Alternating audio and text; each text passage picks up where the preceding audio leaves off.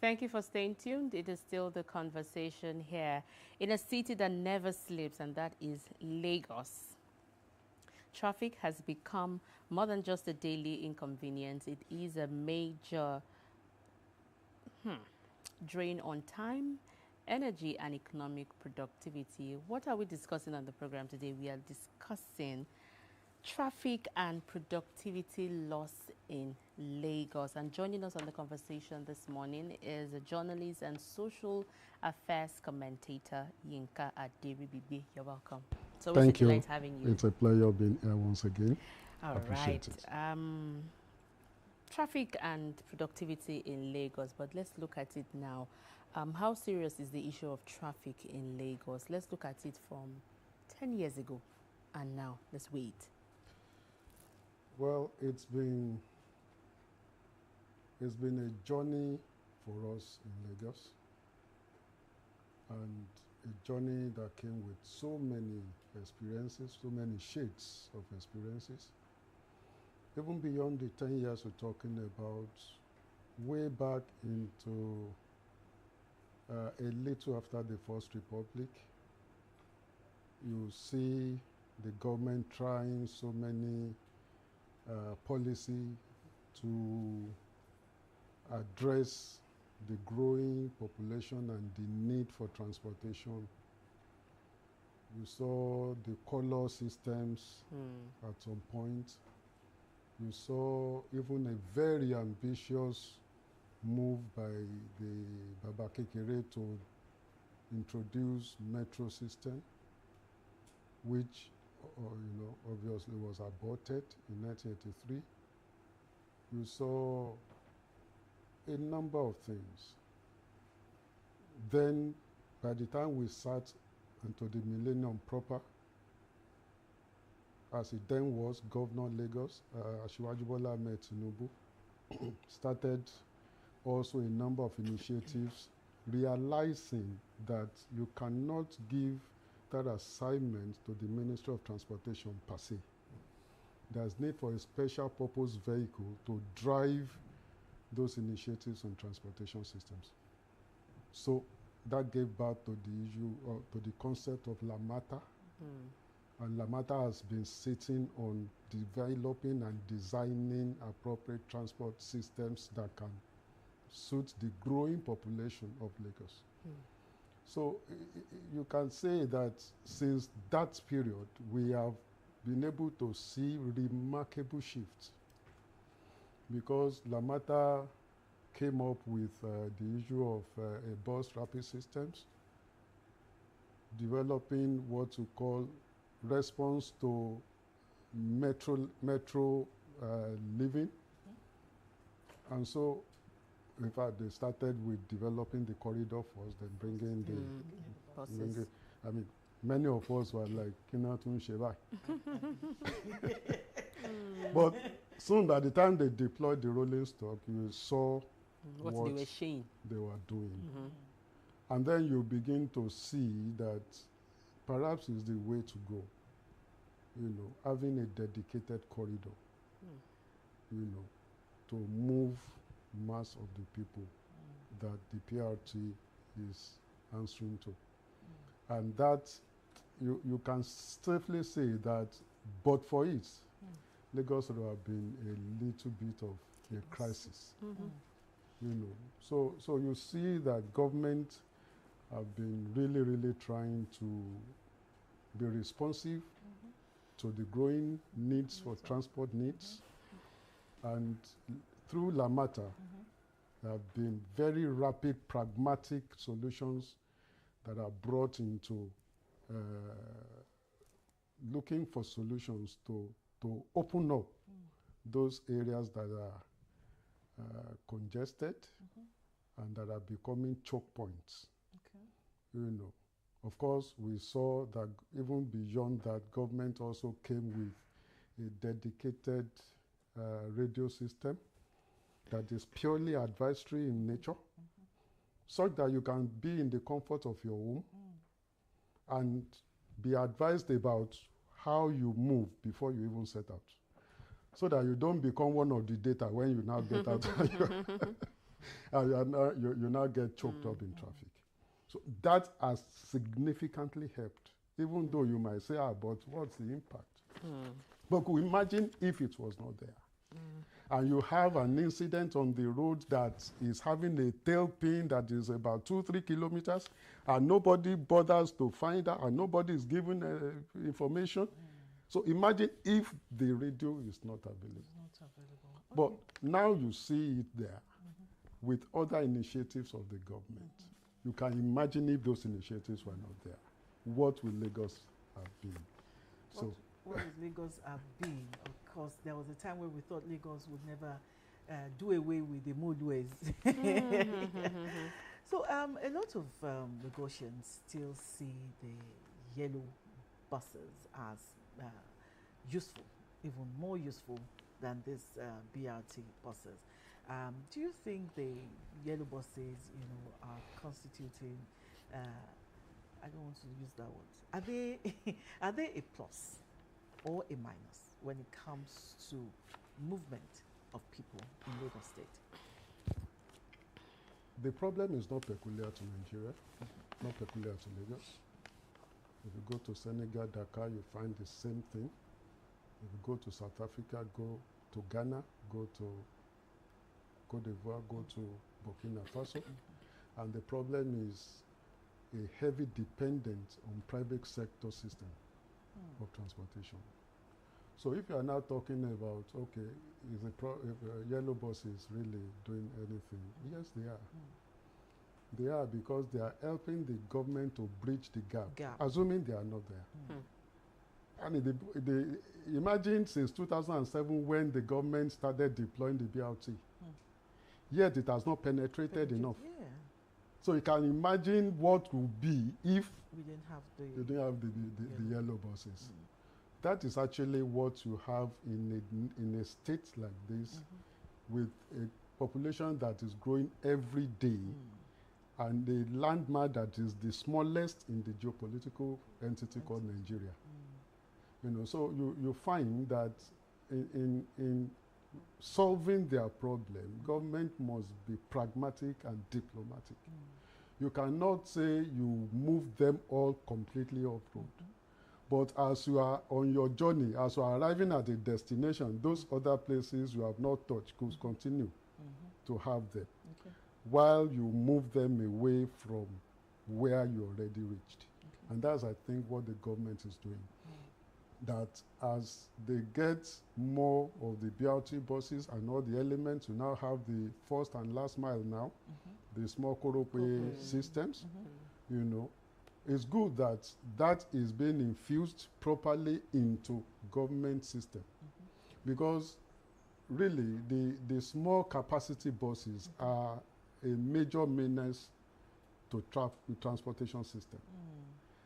It's just as the bikes are to the Korope are also a menace to large capacity buses. You'll be at a point to choose between a Korope that fills up with 7 passengers than to wait for a 47 passenger bus. So what you will get, the other man will lose. And because that is where the attention should be, you are losing revenue, you are losing patronage, you are losing the image of the state in terms of transport system. So that's exactly, so in managing the exits and all, you are seeing the government being a little bit hesitant in forcing them out, especially the yellow ones. Because, well, a lot of, in fact, there are generations now. You have families, their father did it, they handed it over to the children. You have people who will tell you, oh, I used to board from this park at a point, I used to, so you have people with tailback of rich experiences of what either the Molue has been doing for them or what the Korope has done, especially with the taxi system, the same yellow colored taxi. So you have Nigerians living in Lagos with very rich experiences of what they've gained, whether going up, going to school, or getting to work and all of that before they start getting their own means of transportation and all. So all of those are reasons why I think that the government is a bit cautious cautious or lenient in trying to force all of them out of the road at the same time, because they too, for now, have no capacity to meet up the demands of moving people at the same time across all the areas that need services. Before we get into the productivity loss part, let's talk about why traffic is still persistent. I know you've mentioned the increased number of population because people are tripping into Lagos on a daily. But again, government is seriously doing all that it can, to minimize the issue of traffic, but it's still persistent. Can we look at some of the factors that are still aiding the persistency of traffic? I have one: human factor, impatience, and another one,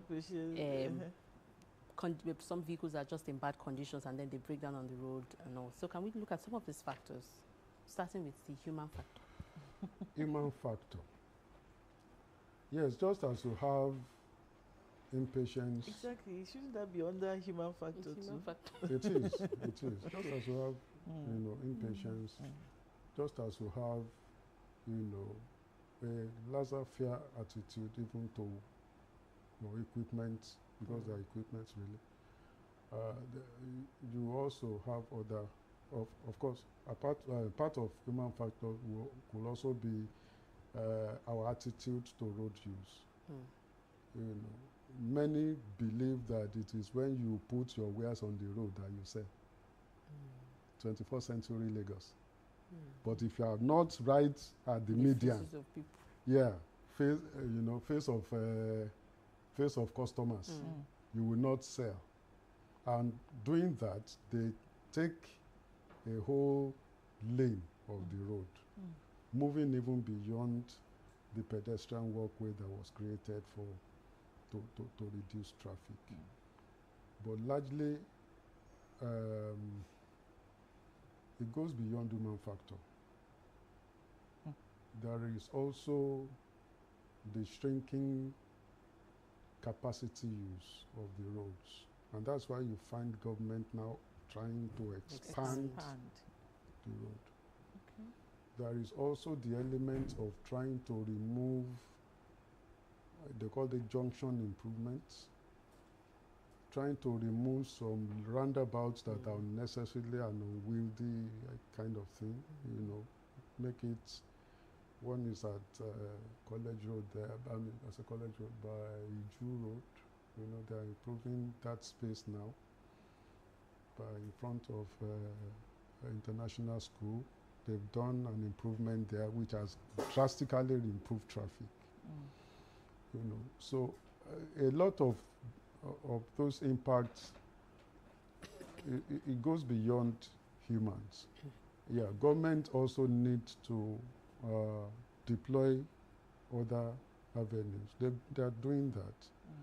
One of which is the deployment of intelligence traffic systems.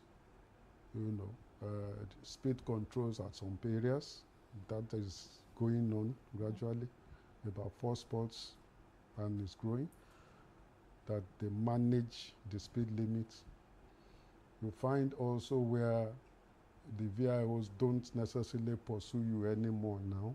They capture your number plate and you just get a keys on your phone. Just get the receipt on your phone, and then you have the opportunity to, to contest it. But that How do you contest that? When you take it to, that when your vehicle and the plate number is so visible, it's there. What do you contest? Technology don't lie. So whether you now say it is the spirit or your mama somewhere, you don't know who took the car out at that time. But those are the kind of things they are deploying. They are also trying to ensure that they encourage carpooling. I heard the commissioner some time ago mentioning carpooling and all that. which is that you can share right if anybody is going your way, because you see, the content of the road is actually more of private vehicle Vehicles. owners. Government need to do more on discouraging single driver ridership on our roads, and there are so many areas you can deploy to do that. I think he was done. So that madam here he was will done. drop her car At home. at home Yeah, and use happen. whatever, Yes, to be know, here because when you go abroad, and go you back don't have to go drive. back the same way. Exactly. So that if we do that, but you see, we have a mentality here that fights against that. Okay. You have a mentality of I better pass my neighbor. You have a mentality of I'm working hard and it should show. Okay. So if I'm working hard, I must understand. I don't have that mentality, so I do not understand. No, but people do. There are some unconscious So how do you things let people know that I'm doing that I'm a bit better, I'm doing that's well. why I'm driving. You know, I That's can not afford the an stress AC that comes with driving. better than somebody who does not put on an AC. You know, Oh my God. those kind of levels of social differences, they are here. We can't shy away from it. that, But governments have a responsibility to enforce sanity on the road through a number of things. That takes me back to way back. I was very young then, when we used to have the even and odd number. You know, everybody can bring their cars out at the same time. You know, Exactly. some days it's for even numbers, Some days for odd numbers. I think that was one of the ways, you know, Yeah, they government try to manage.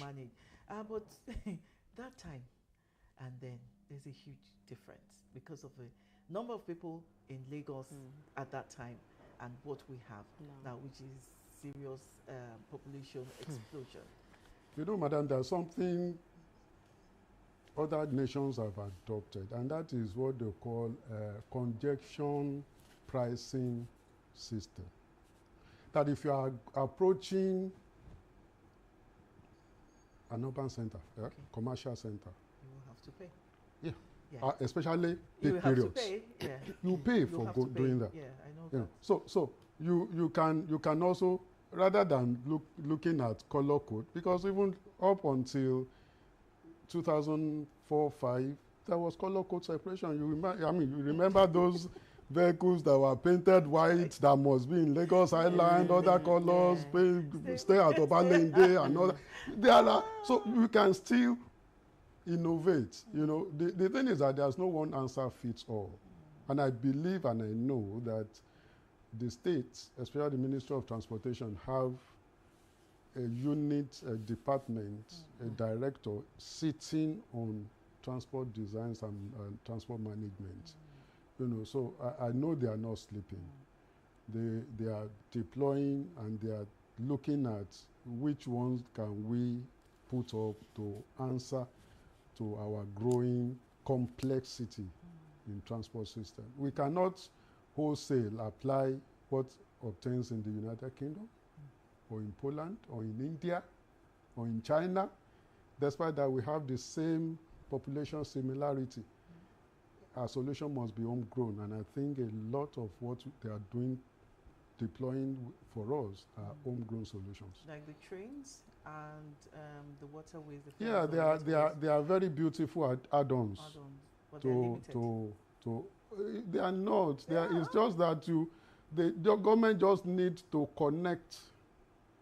They need to build a hub for those places such that you can take your vehicle there, park your vehicle, hop on the water ferries, and by the time you close, same way, come back to the just pick up your car and pick up your car and go. You know, of course, we are coming back at off period, off peak, so the traffic will be less and all of that. Already, our people are developing homegrown alternative or solutions. I know a lot of people at Secretariat here in Alausa, a lot of my friends, they would rather stay back in the office and wait till around 8:39 before hitting the road. Traffic has gone down. Because at that time, Traffic has you gone get home faster Faster. than burning all your fuel, especially now. now. Okay, on let's the talk road. about productivity loss, which is the second part of today's discussion. Productivity loss, what are we looking at here? What does that mean in practical terms? I'm looking at time waste. I'm looking at money. I'm also looking at health. Someone's general well-being. So, what does productivity loss mean in practical terms? There are those three Those three. fundamentals that you have mentioned. Yes, because health is wealth. Well, Okay. And you remember that even the United Nations definition of well-being accommodates also mental health. So it's not the absence of Not the illness physical health alone, Okay. but even mental wellness. Okay. I want to believe that there is no Lagosian that has spent 30 minutes on the road that will still be a proper person. You cannot be okay. You will need to with this reset. kind of heat You that's cannot out now. be okay. You will need a minute or two to reset. So I mean, those are the kind of things that we are talking about, and that's one of the areas in which we are losing hugely. If indeed we accepted that Lagos is the biggest economy in West Africa, is the second biggest in Africa, then we are losing so much. You can imagine if we remove some of those things that are really still inhibiting us, where we will be. And that is why I give kudos to this government and all the other ones before them for sustaining the initiatives on transportation, because really, if you want to unlock your economy, fix transportation. Transportation and traffic management. Yes, a lot of loose money that we spent. Psychologists told us that we are impulsive buyers. 90% of the people you see, you just see something that you think your kitchen needs You don't go and buy in it. traffic. In fact, a lot of people do their shopping. So you can imagine how much from your pocket you have oiled an economy. And now if you now agglomerate over a number of people in that same traffic, as a matter of fact, if you spend like 30, 40 minutes in a traffic and you are about 1,100, or 1,000 vehicles trapped in that traffic, and all of you at one point or the other as you go home need to branch at a filling station to top up your fuel, even if you say 1,000. Imagine 1,000 naira fuel by 1,000 vehicles at a point. Imagine the quantum that you are generating multiplied by 30 days. So that's what we are missing. That's what we are losing. And that's why just Google and you just say 10 worst traffic prone cities And in Lagos, the world. Lagos Oh, will we pop top top the it. list? In fact, far ahead nations like Ireland, far ahead United Kingdom, we are number one on the list. So yes, we are doing so much, but we are entering the big room called the room of improvement. Okay. We need to improve more, even as we cope with the shocks that the population growth is bringing to us.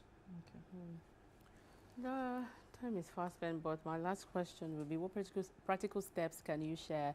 Because the government is doing all that it can now. So we as individuals, there's BRT, rail, there's waterways. There's asthma.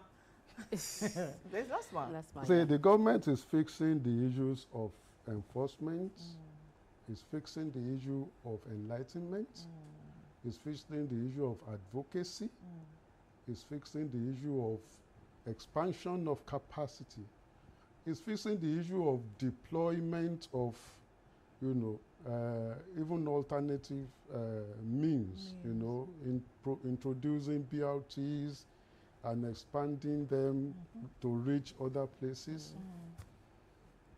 I think what we need to encourage the government to do more, and I don't know how they will get the understanding of the elite group to do that, is to reduce the temptation to use their vehicles, especially on a weekday.